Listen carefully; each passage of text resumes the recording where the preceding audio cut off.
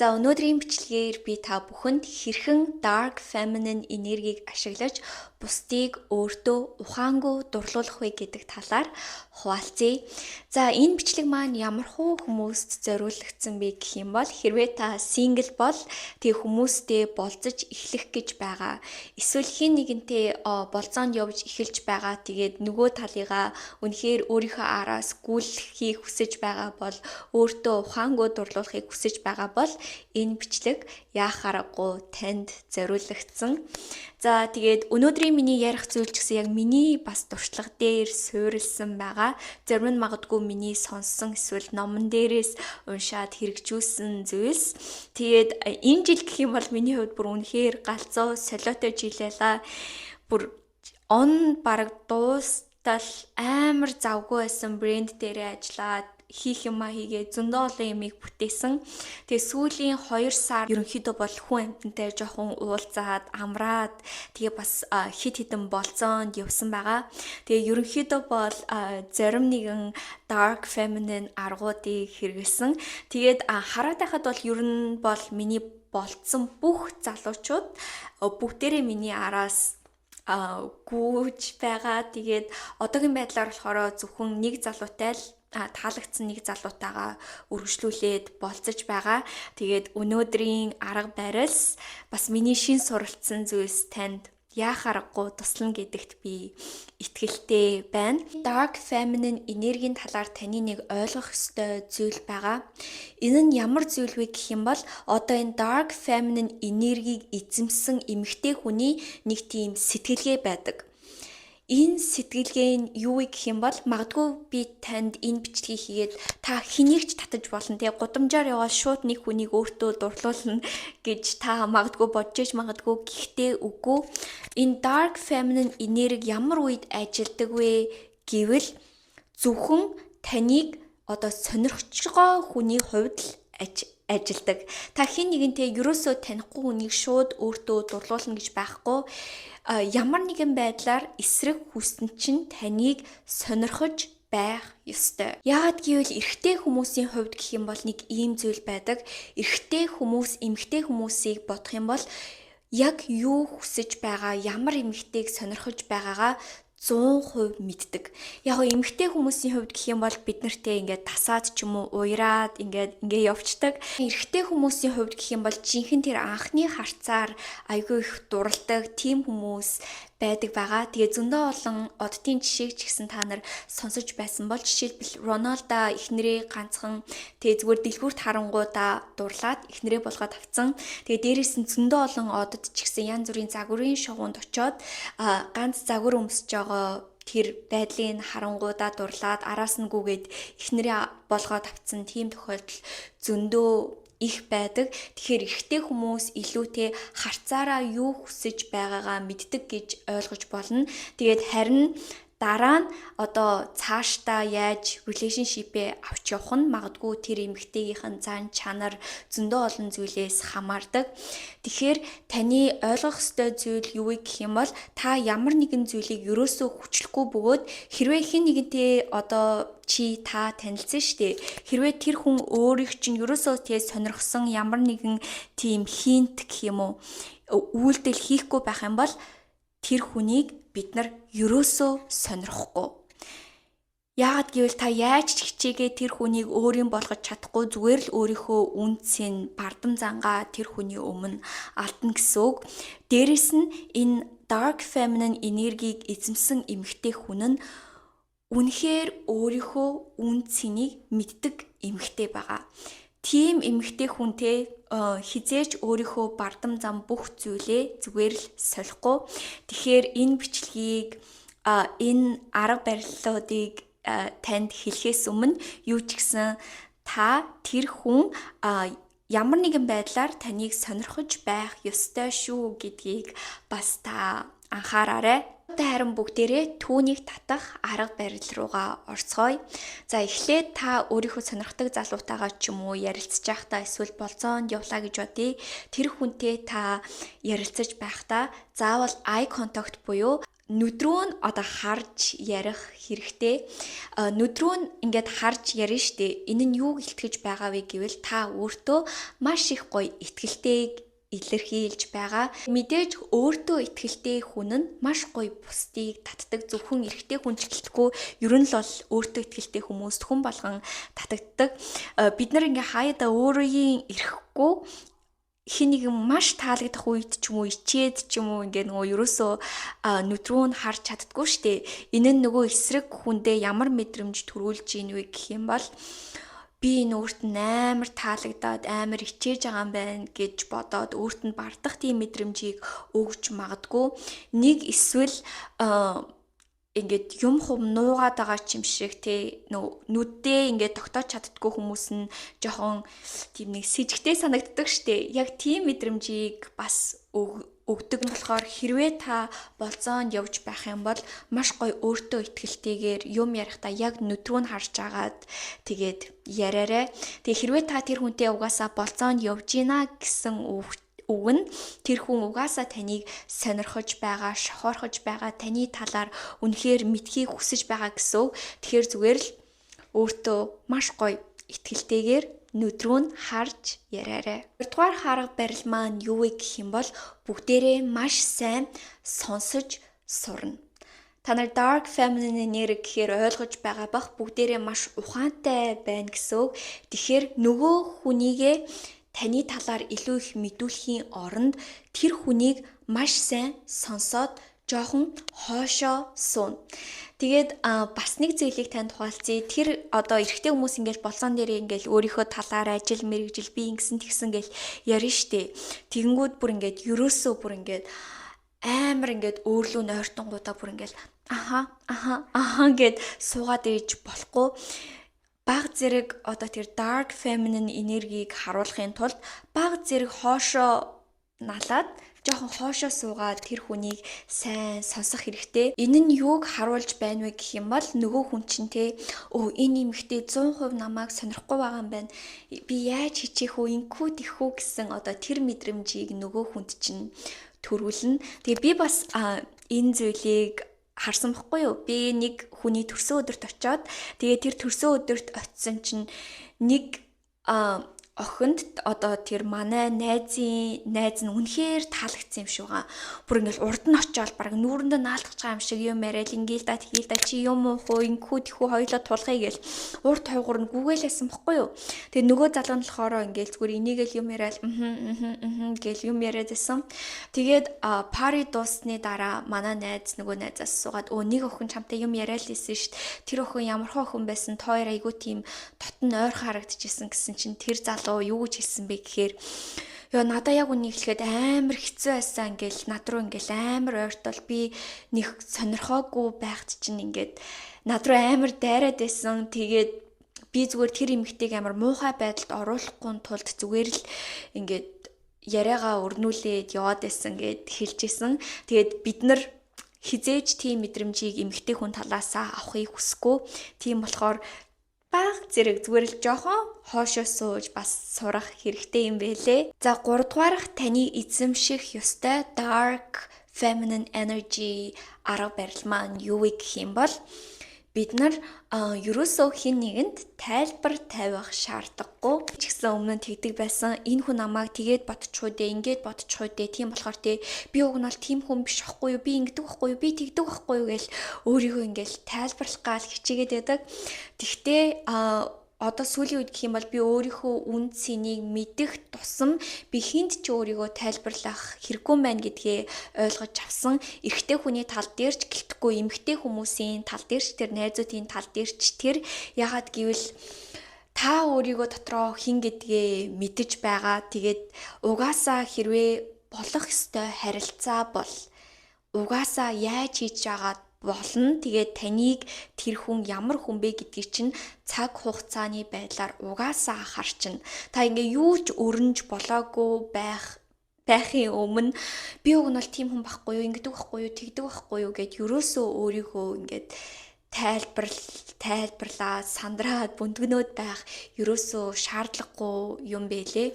Тэгэхээр зүгээр л гоё тайван өөрийнхөөрөө болцоон дээрээ байхад болно. Та хүнд ч тайлбар тавих шаардлагагүй. Дөрөвдүгээрх dark feminine энергийг эзэмсэн эмэгтэй хүмүүсийн нэг ойлгох ёстой зүйл юу вэ гэх юм бол та эхний хэдэн болцоон дээр ч юм уу хин нэгэнтэй болцож байхдаа энэ үгийг хэлж болохгүй. Би зөвхөн гэрлэх хүнтэйгээ л үерхэн би зөвхөн гэрлэх хүнтэйгээ л болцсон биш л гэх юм уу team relationship-ыг хайж байгаа гэж тэр хүнд хэлж болохгүй. Яг нь энэ айгуу танд гоё сонсогдож магадгүй л те эсвэл та үнэхээр гэрлэх хүнтэйгээ л болцсон гэж бодож магадгүй. Гэхдээ байгааз те эрэгтэй хүмүүс энэ үгийг өөр байдлаар хэрэгэлдэг гэх юм уу? Эрэгтэй хүмүүс одоо таалагдсан эмэгтэй хүндээ би зөвхөн гэрлэх эмэгтэй хүнтэйгээ л болцсон ингэн тэгнэ гэж өөрийнхөө одоо эмэгтэй болохыг маш их хүсдэг гэх юм уу? Хурдан одоо нэг оронд орохыг ч юм уу маш их хүсдэг. Ягаад гэвэл тэгвэл би энэ эмэгтэйд гоё итгэл найдварыг төрүүлнэ, ингэн тэгнэ гэж боддог. Ягаад гэвэл эрэгтэй эмэгтэй хүмүүсийн ялгаахгүй юу? Эрэгтэй хүмүүс нь сонсож ерөөсөө дурладгүй. Бид нар болохоор сонсож уярч дурладаг. Тэгэхээр хэрвээ та ингээд хэлж штэ тэгэнгүүт нөгөө талын чинь хүн юу гэж бодох вэ гэхээр би бүр өөрийнхөө бестиг нэг хэдэн 7 хоног хэдэн сар тэр супер залуунд байжгаад гэс өөрийн болгочих гэсэн бодол орж ирнэ. Тэгэхээр ерөөсөө энэ үгийг хэлж болохгүй иймэрхүү зүгээр сэдв амнаасаа гарахгүй байсан ч гэсэн болно. Тэгээд түүнээс гадна бас иймэрхүү үгийг хэлэхгүй байх юм бол тэр нөгөө хүнд чинь юу гэж бодогдох вэ гэхээр энэ магадгүй өөр залуучуудтай ч гэсэн болцож магадгүй би улам илүү хичээх хэрэгтэй гэдэг ч юм уу тийм мэдрэмжийг төрүүлнэ. Тэгэхээр эхний хэдэн болцоон дээрээ би ерөөсөө өөр хүмүүстэй болцдоггүй би зөвхөн чамтай л болцож байгаа. Тэгээд би гэрлэх хүнтэйгээ л болцно гэж ерөөсөө хэлж болохгүй. Энэ нь магадгүй гоё гинэн хөөрхөн сонсогдож байгаа ч гэсэн relationship дээрээ тулаад ирэх юм бол it doesn't work. Тавдах түүнийг өөртөө ухаангүй дурлуулах арга барил юу вэ гэх юм бол та заавал гоё өөрийн гэсэн ертөнцтэй хүсэл эрмэлзэлтэй байх хэрэгтэй. Тэр хүн тань руу мессеж бичгүү эсвэл тэр хүн таны амьдралаас гарчих юм бол миний амьдралд ямар нэгэн том намайг ингээд гайхалтай догтлуулдаг зүйл байгаа гэдгээ харуулах хэрэгтэй. Ийм эмэгтэй хүнийг зүгээр л эрэгтэй хүмүүс ингээд үнэхээр бишээ цаанаасаа хайрламаар санагддаг. Тэгээд магадгүй танд түүнээс чинь илүү догдлолыг эрэгтэй хүн өгөхийг хичээх болно. Тийм болохоор зөвхөн чийл миний хорвоо ертөнц гэсэн тэр мэдрэмжийг ерөөсөө хэн нэгэнд хамгийн түрүүлж өгөх гэж бити хичээгээрээ. Мэдээж хин нэгнийг хайрлна гэдэг нь үнэхээр гайхалтай зүйл. Гэхдээ та өөртөө хайртай байна, өөрийн гэсэн ертөнцтэй байна гэдэг нь түүнээс илүү гайхалтай зүйл. Тэгэд энийг ч гэсэн зөндөө олон кинон дээр бас та нар харж байсан бол гаргадаг.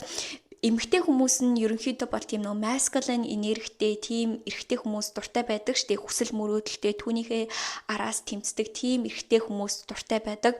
Тийм эрэгтэй хүмүүс ч гэсэн тийм өөрийн гэсэн ертөнцтэй эмэгтэй хүмүүст бас дуртай байдаг. Тэгээ хэрвээ та нар үзчихсэн бол Whiplash гэдэг нэг кино байдаг штэ. Тэр кинон дээр нэг тийм хөгжимчин залуу гаргадаг. Бүр үнэхээр хөгжим дуртай, хөгжмний мэдрэмжтэй тэгээд бас үнэхээр хичээнгүү тууштай залуу. Тэгээд маш мундаг бөмбөрчин байдаг. Энэ залуу яасан бэ гэхээр нэг охинд дурлцдаг. Тэр охиныг хараад ингээд дурлаад ичээ. Тэгээд үнэхээр өөрөө бол сайн. Тэгээд энэ охинд гинт сайн болохоо болчдөг. Яасан бэ гэхээр болцоон дээрээ юу гэж хэлсэн бэ гэхээр тэр охин би юу хүсэж байгаагаа мэдэхгүй байна. Би сургуульд явдаг. Гэхдээ би сургуульдаа үнэхээр дурггүй. Мэдэхгүй. Би зүгээр л амьдралаас юу хүсэж байгаагаа мэдэхгүй байна гэж тэр залууд хэлсэн чинь тэр залуу тэр охин ямар ч хөөрхөн байсан, ямар ч гоё байсан, ямар ч дурлсан байсан гэсэн тэр залуу өөрөө тийм гоё мотивашнтэй залуу болохоор тэр зүйлийг сонсоод зүгээр л бүх сонирхол нь буураад тэр охиныг сонирхохоо болждөг. Тэгээд хэрвээ та нар бас оддуудын жишээг харах юм бол Дэвид Бекхэм гэх амар царайлаг хөл бөмбөгчин байдаг штэ.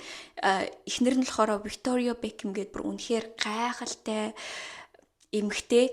Тэгээд энэ эмэгтэй бас нэг ярьцлага дээрээ ярьжсэн байхгүй юу? Ингээ харахад бол те Victoria Beckham бол үнэхээр David Beckham тохирсон бүр ингээ гайхалтай модель, хөөрхөн царай бүх юм байгаа эмэгтэй. Гэхдээ энэ эмэгтэй яагаад анх өөрийнхөө брендийг бий болгосон талаараа хуваалцажсэн байхгүй юу? Тэгсэн чинь миний нөхөр дэлхийн номер 1 хөл бөмбөгчин. Тэгэд би ийм хүний хажууд байхдаа өөрийгөө ерөөсөө хэдий гоё эмэгтэй ч гэсэн би өөрийнхөө үн цэнийг мэдэрч чадахгүй байна. Би ямар нэгэн зүйлийг амьдрал дээр бүтээмээр байна гэд анх өөрийнхөө брэнд бүх зүйлийг бүтээжсэн гэсэн. Одоо хоёулаа тэр бумтан. Тэгээ ер нь бол хараад ах юм бол та нар Selena Gomez өөр хэн байдаг вүлээ? Justin Bieber ихнэр чи хэн блэ? Hailey Bieber тэгээ дандаа өөрийнхөө брэндүүдийг бий болгоцсон. Тэгэхээр энэ эмэгтэй хүмүүс нь дандаа ингэ нэг одуудтай гэрэлсэн байгаа ч гэсэн өөрийнхөө заавал тийм үн цэн амьдрал дээр юу хийсэн гэдгээ мэдрэхийг хүсдэг, бас өөрийн гэсэн ертөнцтэй байхыг хүсдэг. Тэг хэрвээ таны хувьд ч гэсэн үнэхээр бусдыг татсан гоё тийм энергитэй эмэгтэй бай гэж бодож байх юм бол өөрийн гэсэн ертөнцөө өнөөдрөөс эхлээд заавал бий болгоорой. Дараагийн Dark Feminine Energy болцооны бас хэдэн хуулийг та нарт хуваалцъя. Тэгээ ерөнхийдөө бол болцооны хувьд хизээч одоо эмэгтэй хүмүүс нь өөрсдөө эхэлж бичдэггүй гэх юм уу. Хоёлаа болцооны хувь ингүү гэсэн мессеж бол та хизээч бичихгүй, хизээч тэр саналыг та өөрөөсөө гаргаж болохгүй.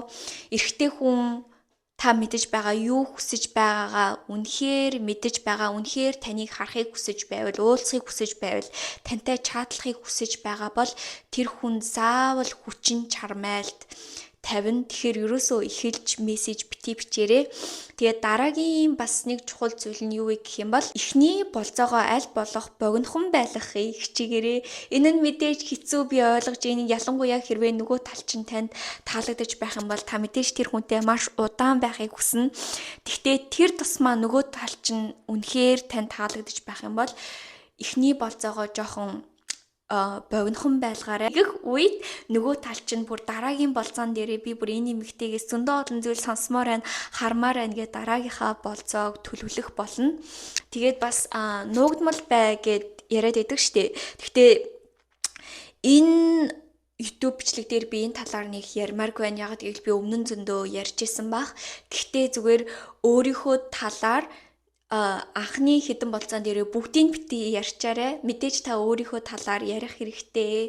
Би биентэйгээ ойлголцох хэрэгтэй. Гэхдээ өөрийгөө ингээд баг багаар нээж өгөөрэй. Тэгээ болцоо болгон дээрээ тэр хүн чинь таны талаар шин зүйлийг мэдэж аваад өшөө олон мэдхийг хүсээ. Тэгээ дахиж зөндөө олон болцоог төлөвлөөд тэгээ таны талаар мэдэж авахын тулд тэр хүн одоо хүчин чармаалтыг тавина гэсэн үг. Тэгээд хүн ямар нэгэн зүйлд хүчин чармаалтыг тавиад олж мэдээд авах үедээ тэр зүйлийг бүр үнэхээр эрхмэлдэг. Бас нэг чухал зүйлийг хуваалцъя. Эхний болцоон дээрээ нөх их алкогол ерөөсөө уух гад хэрэггүй. Тэгээд ялангуяа миний хувьд ч гэх юм уу би ерөөсөө тийм яриа хүн биш байхгүй юу.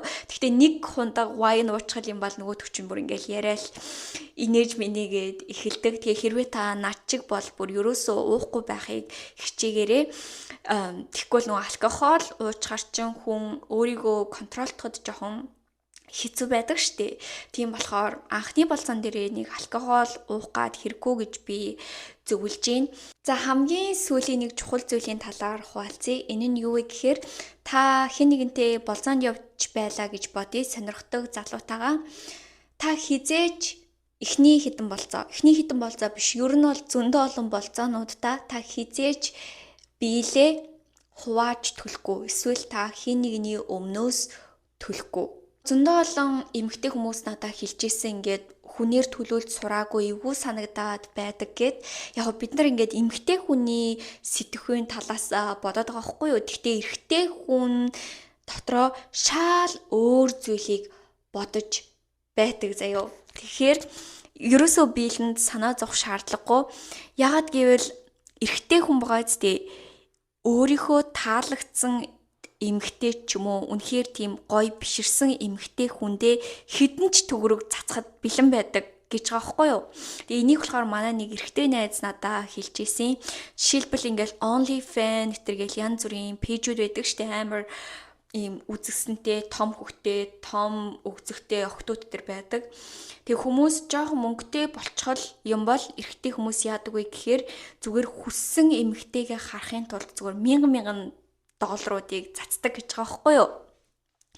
Тэгээ дээрэс нь эрэгтэй хүмүүс ингээд ийшээ тийшээ гарахтаа ч юм уу эмэгтэй хүн хажуудаа суулгахдаа янз бүрийн эмэгтэй хүнд мөнгө өгч тэгээд хажуудаа суулгаж байгаа штэ. Тэгтээ хүртэл хинэн одоо гоё эмэгтэйтэй сууж ийн ингэж ийн тэгж ийн гэдгээрээ би бинтэйгээ өрсөлдөж өөрсдөө бахархаж тэгэж мөнгөө цацдаг гэж байгаа байхгүй юу.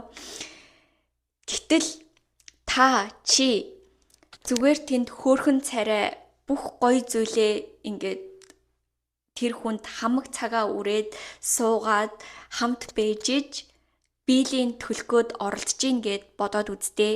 Та бүр тэр хүний төлөө аль хэдийн нүрээ гоё буцсан, гоё хувц өмссөн. Тэгээд дээрэс нь тэр хүний ингээд бахархлан болоод бэжиж тэр биелийн талаар ерөөсөө бити санаа зовоорой. Вэ чи тэр хүний мөнгийг үнэхээр үрхээ санаа зовоод чи төлж байх хооронд магадгүй тэр залуу чинь өөр эмэгтэйд мөнгөө цацчих бололцоо маш их. Тийм болохоор зүгээр л өөрийнхөө тийм гайхалтай гоё үн цэнийг мэдрээд гоё хүлээж авч бас сураарай. За тэгээд өнөөдрийн бичлэгийг үзсэн та нартаа үнэхээр их баярлалаа. Дараагийн бичлэгээр дахиад уулзлаа. Түр баяртай манайхаа.